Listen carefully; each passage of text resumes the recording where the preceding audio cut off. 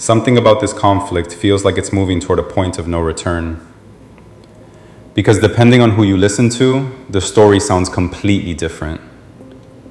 Some say the war is already won. I never like to say too early you won. We won. We won the bet. In the first hour it was over. We don't. Others say it's only just beginning. We are waiting for them. And the 3 clips you're about to see show exactly why the situation is becoming so complicated. After a wave of US and Israeli airstrikes, rescue crews in Tehran are searching through rubble. Residents say some of the areas hit were residential, not military installations. This man says this area is residential and there are no military installations here. Thousands have also lined the streets to mourn officials killed. And there are now reports that outdated intelligence may have contributed to a strike that killed more than 100 children and several teachers at a school. There are reports outdated US intelligence is possibly to blame for a strike that killed 168 children and 14 teachers at an Iranian school. A new report says the military investigation has found it was the United States that struck the school. I don't know that. Hezbollah and Iran firing 100 rockets at northern Israel.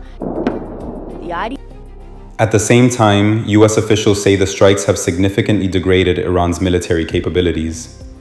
So depending on which side you listen to, this is either a decisive military success or the beginning of a much larger regional conflict. But diplomacy may be slipping away completely. Is your side seeking, or will you seek, a ceasefire with the United States at this point in time, and with Israel? I don't see any room for diplomacy anymore. Iranian officials now say there is no room left for negotiations with the United States. They claim previous diplomatic talks were used as cover while military strikes were being planned.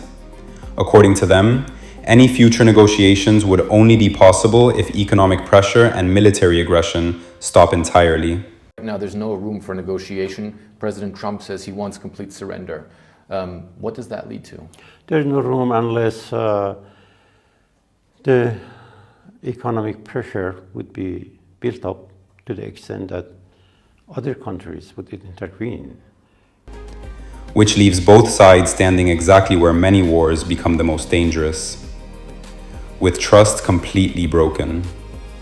And now, Iranian officials are sending an even stronger message. President Trump has not ruled out boots on the ground in Iran. Are you afraid of a U.S. invasion in your country? No, we are waiting for them.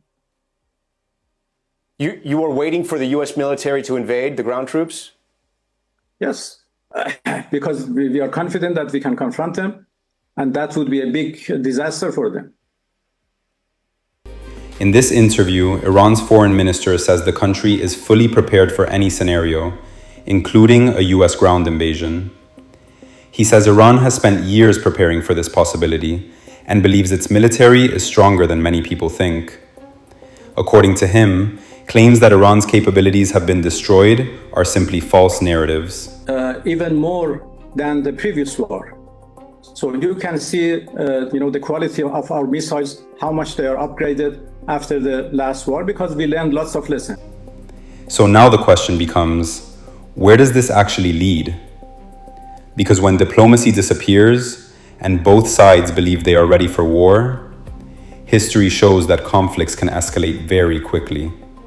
So I'm curious what you think. Do situations like this eventually return to diplomacy, or do they only end after things escalate even further? Let me know your thoughts in the comments.